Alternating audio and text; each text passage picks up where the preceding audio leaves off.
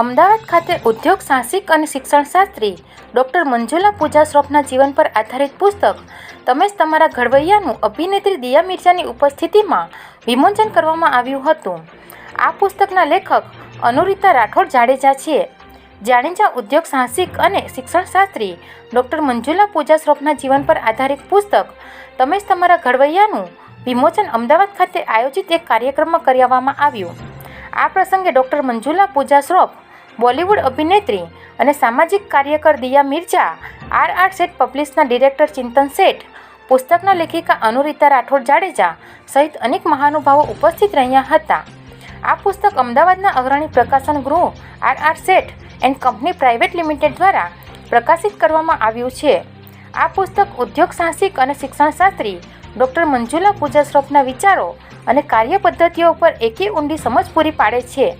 જેઓ શિક્ષણ અને સામાજિક કાર્યની શાળાઓ અને સંસ્થાઓ ચલાવવાના કારણે સંભાવનાઓએ વાસ્તવિકતામાં ફેરવવાની કળાને સારી રીતે પકડવા ઉપરાંત માનવ વ્યવહાર અને વ્યવસ્થાપન સુમેળ સાથેની અદ્ભુત સમજ પ્રાપ્ત કરી છે.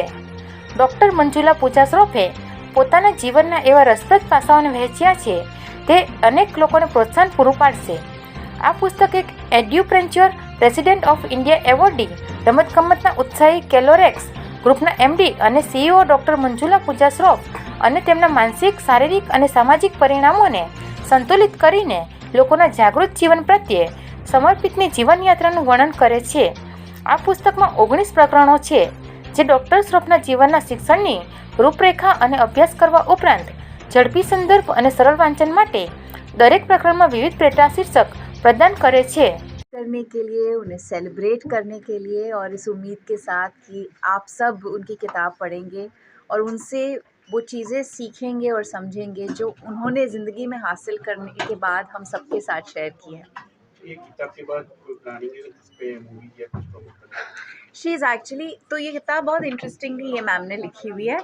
उनकी जो आजकल ना लोग पूरी किताब नहीं पढ़ते and I think the publishers and the author understand that. तो उन्होंने क्या किया है, जो सेक्शंस हैं इनकी लाइफ के और जो इंस्पिरेशंस हैं उनको बहुत इंटरेस्टिंगली छोटे छोटे इंस्टेंसेस में सेपरेट करके अंडर डिफरेंट टॉपिक्स शेयर किए हैं. तो आप किताब का कोई भी पन्ना पढ़ के खोल के पढ़ सकते हो और ऐसा नहीं होगा कि शुरू से पढ़ते होते तो ज़्यादा समझ आता ये वो. So it's a book that you can just pick up and read at any point, anywhere, which is encouraging क्योंकि lots of people don't have the time and the patience anymore to read a full book. So whenever you feel like a shot of inspiration, you just pick up the book and open a page and read it. That's the most interesting thing. तो आपका सवाल क्या था? Movie नहीं बन सकती. जो ये फॉर्म में है उस फॉर्म में मूवी नहीं बन सकती.